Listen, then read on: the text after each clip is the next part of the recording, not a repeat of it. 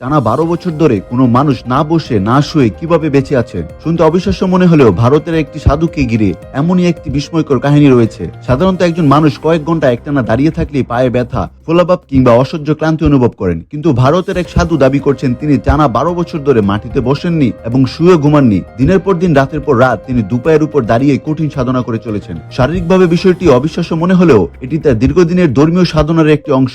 এই সাধুর নাম দুলাল গিরিজি মহারাজ। তিনি যে কঠোর সাধনার পথ অনুসরণ করেছেন সেটিকে দাঁড়িয়ে থেকে সাধনা বা বিশেষ তপস্যা হিসেবে বর্ণনা করা হয়। এই সাধনার ক্ষেত্রে দীর্ঘ সময় দাঁড়িয়ে থাকাকে অত্যন্ত গুরুত্বপূর্ণ বলে মনে করা হয়, আর বসা বা শোয়ার বিষয়টি এড়িয়ে চলা হয়। বছরের পর বছর এভাবে দাঁড়িয়ে থাকার কারণে তার পায়ে গুরুতর ফোলাভাব দেখা দিয়েছে। বিভিন্ন প্রতিবেদনে উল্লেখ করা হয়েছে দীর্ঘ সময় দাঁড়িয়ে থাকার ফলে পায়ের নিচের অংশ রক্ত ও তরল জমে নানা ধরনের শারীরিক সমস্যা তৈরি হতে পারে, তাই তাকে নিয়মিত পায়ের যত্ন নিতে হয়। কিন্তু এখানে সবচেয়ে বড় প্রশ্ন, তিনি ঘুমান কিভাবে? কারণ মানুষের শরীরের জন্য ঘুম অত্যন্ত জরুরি। জানা যায় বিশ্রামের সময় তিনি একটি বিশেষ ঝুলন্ত সাপোর্ট বা বেল্টের সাহায্য নেন। শরীরের কিছুটা ওজন এই সাপোর্টের উপর দিয়ে তিনি সামান্য হিলে বিশ্রাম নেন, তবে তার পা তখনও মাটিতে দাঁড়ানো অবস্থায় থাকে। অর্থাৎ ঘুমের সময় তিনি পুরোপুরি বসে বা শুয়ে পড়েন না। 12 বছর ধরে এভাবে নিজের শরীরে এমন কঠোর নিয়মের মধ্যে রাখা নিঃসন্দেহে এক অসাধারণ দৃশ্য। বিশ্বাস, সাধনা আর মানুষের সহনশীলতার সীমা, এই ঘটনাটি সেই প্রশ্নই আবার সামনে নিয়ে এসছে।